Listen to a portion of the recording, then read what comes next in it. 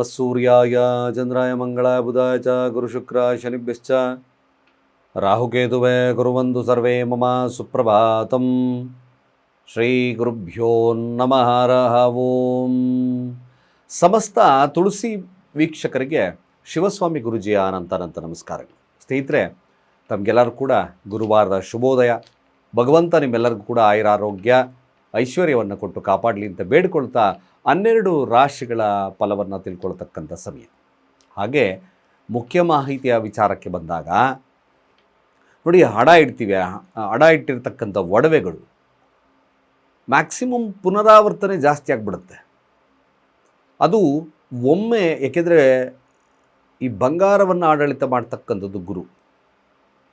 ಯಾವಾಗ ಗುರುವನ್ನು ನಾವು ಅಡ ಇಡ್ತೀವೋ, ಗುರುತತ್ವವನ್ನು ಅಡ ಇಡ್ತೀವೋ, ಅದು ಮತ್ತೆ ಮತ್ತೆ ಮತ್ತೆ ಮತ್ತೆ ಮತ್ತೆ ಬಲವನ್ನು ಕಡಿಮೆ ಮಾಡ್ತಕ್ಕಂಥ ಸಾಧ್ಯತೆ ತುಂಬ ಜಾಸ್ತಿ ಇರುತ್ತೆ. ಇದಕ್ಕೆ ಪುನಃ ಆ ಥರದ ಸಮಸ್ಯೆಗಳು ಬರಬಾರ್ದು ಅಂತಕ್ಕಂಥ ಸಂಕಲ್ಪ ಸಹಿತವಾಗಿ ಸರಳವಾಗಿರ್ತಕ್ಕಂಥ ಈ ಒಂದು ವಿಧಾನವನ್ನು ಮಾಡೋದ್ರಿಂದ ಮತ್ತೆ ಆ ಥರದ ಸಮಸ್ಯೆಗಳು ಉಲ್ಬಣವಾಗ್ತಕ್ಕಂಥದ್ದು ಕಡಿಮೆ ಆಗುತ್ತೆ. ಅತ್ಯಂತ ಸರಳವಾಗಿರ್ತಕ್ಕಂಥ ಮಾರ್ಗ. ಒಮ್ಮೆ ಇದನ್ನು ಟ್ರೈ ಮಾಡಿ ನೋಡಿ. ಕೊನೆಯ ಭಾಗದಲ್ಲಿ ನಾನು ತಿಳಿಸ್ತೇನೆ. ಮೊದಲು ಪಂಚಾಂಗ ಶ್ರವಣವನ್ನು ಮಾಡೋಣ, ತದನಂತರ 12 ರಾಶಿಗಳ ಫಲಾನುಫಲಗಳು ತಿಳ್ಕೊಳ್ತಕ್ಕಂಥ ಕೆಲಸವನ್ನು ಮಾಡೋಣ. ನೋಡೋಣ. ಇದನ್ನು ಗುರುವಾರ ಚತುರ್ಥಿ ತಿಥಿ ಇರತಕ್ಕಂಥದ್ದು, ಕೃಷ್ಣ ಪಕ್ಷ, ಇಂದ್ರಯೋಗ ಇರತಕ್ಕಂಥ ಸಮಯ, ವಿಷ್ಟಿ ಹಾಗೆ ಶಕುನೀಕರಣ ಇರತಕ್ಕಂಥದ್ದು. ಚಂದ್ರ ಉತ್ತರಾಭಾದ್ರಪದ ನಕ್ಷತ್ರ ಮೀನರಾಶಿಯಲ್ಲಿ ಸ್ಥಿತವಾಗಿದ್ದಾನೆ. ಇವತ್ತಿನ ಕಾಲಮಾನವನ್ನು ನೋಡೋದಾದರೆ ರಾಹುಕಾಲ ಮಧ್ಯಾಹ್ನ 1 ಗಂಟೆ 53 ನಿಮಿಷದಿಂದ 3 ಗಂಟೆ 26 ನಿಮಿಷದವರೆಗೂ. ಹಾಗೆ ಯಮಗಂಡ ಕಾಲ 6 ಗಂಟೆ 8 ನಿಮಿಷದಿಂದ 7 ಗಂಟೆ 41 ನಿಮಿಷ ಬೆಳಗಿನವರೆಗೂ. ಹಾಗೆ ಗುಳಿಕ ಕಾಲ ಬೆಳಗ್ಗೆ 9 ಗಂಟೆ 14 ನಿಮಿಷದಿಂದ 10 ಗಂಟೆ 47 ನಿಮಿಷದವರೆಗೂ. ಹಾಗೆ ದುಷ್ಟ ಮುಹೂರ್ತ ಇರತಕ್ಕಂಥದ್ದು ಬೆಳಗ್ಗೆ 10 ಗಂಟೆ 12 ನಿಮಿಷದಿಂದ 11 ಗಂಟೆ 14 ನಿಮಿಷದವರೆಗೂ ಕೂಡ ಇರುತ್ತೆ. ಅದೇ ರೀತಿಯಾಗಿ ಕಂಟಕ ಮೃತ್ಯುದೋಷ ಇರತಕ್ಕಂಥದ್ದು ಮಧ್ಯಾಹ್ನ 3 ಗಂಟೆ 21 ನಿಮಿಷದಿಂದ 4 ಗಂಟೆ 12 ನಿಮಿಷದವರೆಗೂ.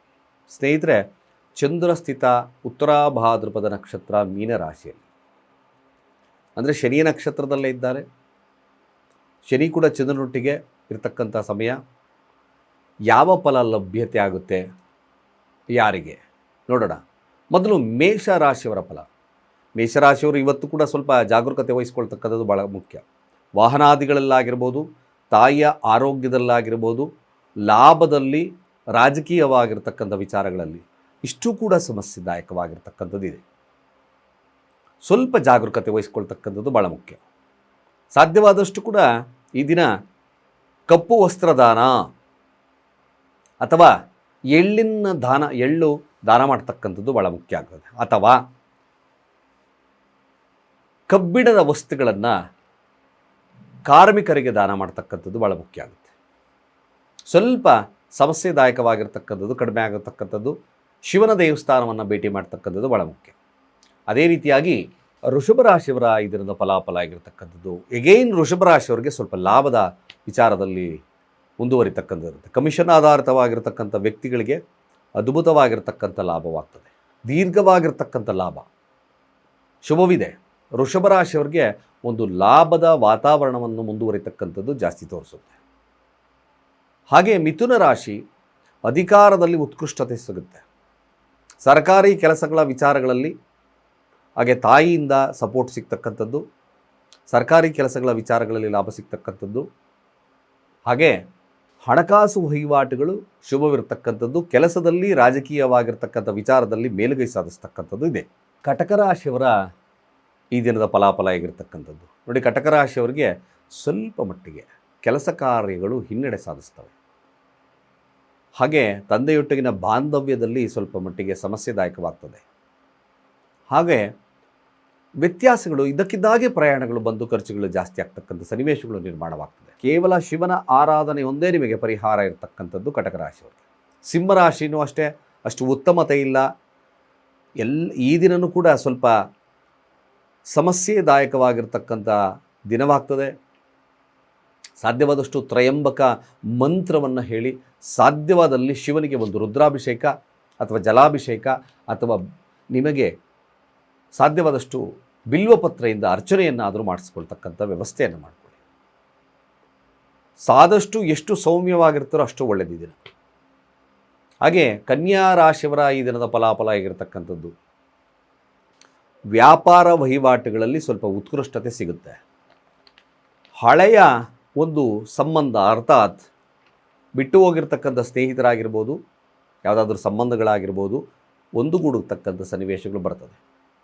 ಅದೇ ರೀತಿಯಾಗಿ ಮದುವೆ ವಿಚಾರಗಳಲ್ಲಿ ಸ್ವಲ್ಪ ಮಟ್ಟಿಗೆ, ಮದುವೆ ಕಾರ್ಯಗಳಲ್ಲಿ ಸ್ವಲ್ಪ ಮಟ್ಟಿಗೆ ಶುಭದಾಯಕವಾಗಿರ್ತಕ್ಕಂಥ ದಿನವಾಗ್ತದೆ. ಕನ್ಯಾ ರಾಶಿಯವರಿಗೆ ಒಳ್ಳೆಯದಾಗಲಿ, ಶುಭದಿದೆ. ಅದೇ ರೀತಿಯಾಗಿ ತುಲಾರಾಶಿಯವ್ರಿಗೂ ಕೂಡ ಕೆಲಸದಲ್ಲಿ ಉತ್ಕೃಷ್ಟತೆ ಸಿಗ್ತದೆ. ಸಾಲ ಬಾಧೆಯಿಂದ ಮುಕ್ತರಾಗ್ತಕ್ಕಂಥ ಸನ್ನಿವೇಶಗಳು ನಿರ್ಮಾಣವಾಗ್ತಕ್ಕಂಥದ್ದು ಇರ್ತದೆ. ಹಾಗೆ ಹಣಕಾಸು ವಹಿವಾಟುಗಳು ಸ್ವಲ್ಪ ಮಟ್ಟಿಗೆ ಚೆನ್ನಾಗಿರುತ್ತೆ. ಸಣ್ಣ ಪುಟ್ಟ ಆರೋಗ್ಯದಲ್ಲಿ ವ್ಯತ್ಯಾಸವನ್ನು ಹೊರತುಪಡಿಸಿದ್ರೆ ಖಂಡಿತವಾಗಿ ತುಲಾರಾಶಿಯವರಿಗೂ ಈ ದಿನ ಶುಭದಾಯಕವಾಗಿರ್ತಕ್ಕಂಥದ್ದಿದೆ. ಸೋಂಬೇರಿತನವನ್ನು ಬಿಟ್ಟು ಕೆಲಸದಲ್ಲಿ ಪ್ರವೃತ್ತರಾಗಿ ಮ್ಯಾಕ್ಸಿಮಮ್ ಗುಡ್ಡಾಗುತ್ತೆ. ರಾಜಕೀಯವಾಗಿ ಕೂಡ ಒಳ್ಳೆಯದಿದೆ. ವೃಶ್ಚಿಕ ರಾಶಿಯ ಫಲಾಫಲ, ಸೋಂಬೇರಿತನ ಕಾಡ್ತದೆ. ಕೆಲವೊಂದು ಬಾರಿ ಸುಳ್ಳು ಹೇಳ್ತಕ್ಕಂಥ ಅನಿವಾರ್ಯತೆ ಕೂಡ ಕಾಡ್ತಕ್ಕಂಥದ್ದು ಇರುತ್ತದೆ. ಹಣಕಾಸು ವಹಿವಾಟುಗಳು ಅಷ್ಟು ಉತ್ತಮತೆ ಇರೋದಿಲ್ಲ, ಒಂದು ಸಾಧಾರಣವಾಗಿರುತ್ತೆ. ಇದ್ದಕ್ಕಿದ್ದಾಗೆ ಖರ್ಚುಗಳು ಬರತಕ್ಕಂಥದ್ದು ಇರುತ್ತೆ. ಕೇವಲ ನಾಲೆಡ್ಜಿಂದ ಉಪಯೋಗಿಸಿ ಮಾಡ್ತಕ್ಕಂಥ ಕೆಲಸಗಳು ಮಾತ್ರ ಯಶಸ್ಸನ್ನು ಕೊಡುತ್ತೆ. ಬಿಟ್ಟರೆ ಮ್ಯಾಕ್ಸಿಮಮ್ ಇನ್ನು ಬಂಡವಾಳ ಹಾಕಿ ಮತ್ತೊಂದು ಮಾಡ್ತೀನಿ ಅಂದರೂ ಕೂಡ ಸ್ವಲ್ಪ ನಷ್ಟ ಇರ್ತಕ್ಕಂಥದ್ದು ಇರುತ್ತೆ. ಮಕ್ಕಳು ಸ್ವಲ್ಪ ಚಿಂತನೆಗಳನ್ನು ತರ್ತಕ್ಕಂಥದ್ದು ಸಾಧ್ಯತೆ ತೋರಿಸುತ್ತೆ. ನೀವು ಕೂಡ ಶಿವನ ಆರಾಧನೆ ಮಾಡಿದಷ್ಟು ಕೂಡ ಒಳ್ಳೆಯದು. ಧನುರಾಶಿಯವರ ಫಲಾಫಲ, ಹೆಚ್ಚಿನದಾಗಿ ಶ್ರಮವನ್ನು ವಹಿಸಿ ನಿಮ್ಮ ಪೂರ್ವಜರ ಆಸ್ತಿಯ ಒಂದು ಅಭಿವೃದ್ಧಿಯನ್ನು ಮಾಡ್ತಕ್ಕಂಥ ಸನ್ನಿವೇಶ ಬರುತ್ತೆ. ಹಾಗೂ ಸೈಟ್ ಖರೀದಿ ಯೋಗ, ಭೂಮಿ ಖರೀದಿ ಯೋಗ ಲಭ್ಯತೆ ಇದೆ. ವಾಹನಾದಿಗಳಲ್ಲಿ ಸ್ವಲ್ಪ ಎಚ್ಚರಿಕೆಯನ್ನು ವಹಿಸ್ಕೊಳ್ಳಿ. ಹಳೆಯ ಮನೆಯನ್ನು ಹೊಸದಾಗಿ ಒಂದು ಮಾಡಬೇಕು ಅಂತಕ್ಕಂಥ ರಿನೋವೇಟ್ ಮಾಡ್ತಕ್ಕಂಥ ದಿನವಾಗ್ತದೆ ಧನುರಾಶಿಯವ್ರಿಗೆ. ಸ್ವಲ್ಪ ಕೋಪವನ್ನು ನಿಯಂತ್ರಣದಲ್ಲಿ ಇಟ್ಕೊಳ್ತಕ್ಕಂಥದ್ದು ಭಾಳ ಮುಖ್ಯ.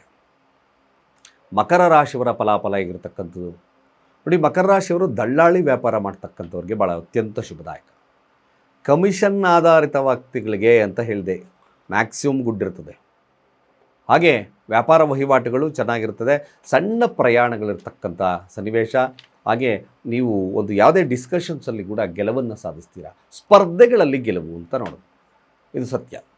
ಹಾಗೆ ಕುಂಭರಾಶಿಯವರ ಫಲಾಫಲ ಆಗಿರತಕ್ಕಂಥದ್ದು ನೋಡಿ, ಕುಂಭರಾಶಿಯವ್ರಿಗೆ ಸ್ವಲ್ಪ ಹಣಕಾಸು ವಹಿವಾಟುಗಳು, ಹಾಗೆ ತಮ್ಮ ಕೆಲಸದಲ್ಲಿ ಸಣ್ಣ ಪುಟ್ಟ ಸಮಸ್ಯೆಗಳು ಇರತಕ್ಕಂಥ ಸನ್ನಿವೇಶಗಳು ಬರ್ತದೆ. ಕುಟುಂಬದಲ್ಲಿ ಸಣ್ಣ ಪುಟ್ಟ ವ್ಯಾಜ್ಯಗಳನ್ನು ಕಾಣ್ತಕ್ಕಂಥದ್ದು ಜಾಸ್ತಿ ಇದೆ. ಬಟ್ ತಾವು ಈ ದಿನ ಸಕಾರಾತ್ಮಕವಾಗಿರ್ತಕ್ಕಂಥ ಮಾತುಕತೆಗಳನ್ನು ಕುಟುಂಬ ಅಥವಾ ವ್ಯಾವಹಾರಿಕವಾಗಿ ನಡೆಸಿದ್ದೇ ಆದಲ್ಲಿ ಶುಭದಾಯಕವಾಗಿರ್ತಕ್ಕಂಥದ್ದು ಇರ್ತದೆ. ಸ್ವಲ್ಪ ಲೇಸಿನೆಸ್ ಎಲ್ಲ ಕಡಿಮೆ ಮಾಡಿ ಮಾತಿನಲ್ಲಿ ಶುಭ ನುಡಿಗಳನ್ನು ಆಡ್ತಕ್ಕಂಥದ್ದು ಭಾಳ ಮುಖ್ಯ. ಇವತ್ತು ಸಾಫ್ಟ್ ಮಾತು ಬರಲ್ಲ, ಹಾರ್ಡ್ ವಾಯ್ಸ್ ಬರ್ತದೆ. ಅದನ್ನು ಕನ್ವರ್ಟ್ ಮಾಡ್ಕೊಳ್ಳಿ.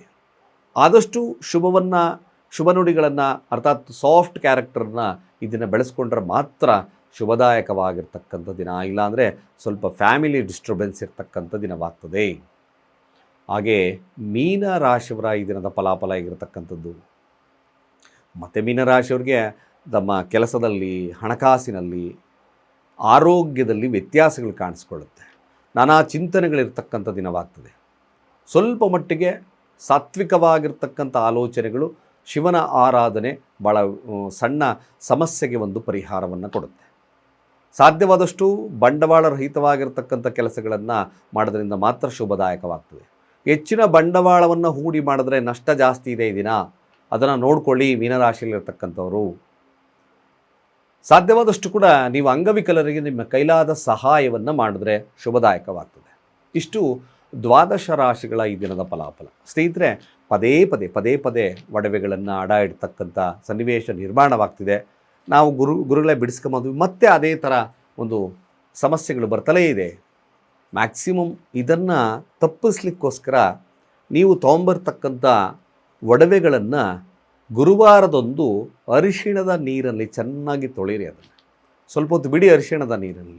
ತದನಂತರ ವಾಶ್ ಮಾಡಿಬಿಟ್ಟು ನೀವು ನಿಮ್ಮ ಒಡವೆ ಇಡ್ತಕ್ಕಂಥ ಸ್ಥಾನದಲ್ಲಿಡಿ. ಪದೇ ಒಡವೆಗಳು ಹಡ ಹೋಗ್ತಕ್ಕಂಥದ್ದು ನಿಲ್ಲುತ್ತೆ, ಶುಭದಾಯಕವಾಗುತ್ತೆ. ಅತ್ಯಂತ ಸರಳ ಮಾರ್ಗವನ್ನು ಕೊಟ್ಟಿದ್ದೇನೆ. ಖಂಡಿತವಾಗಿ ಒಳ್ಳೆಯದಾಗಲಿ ಅಂತ ಹೇಳ್ತಾ, ಸರ್ವೇ ಜನ ಸುಖಿನೋ ಭವಂತು.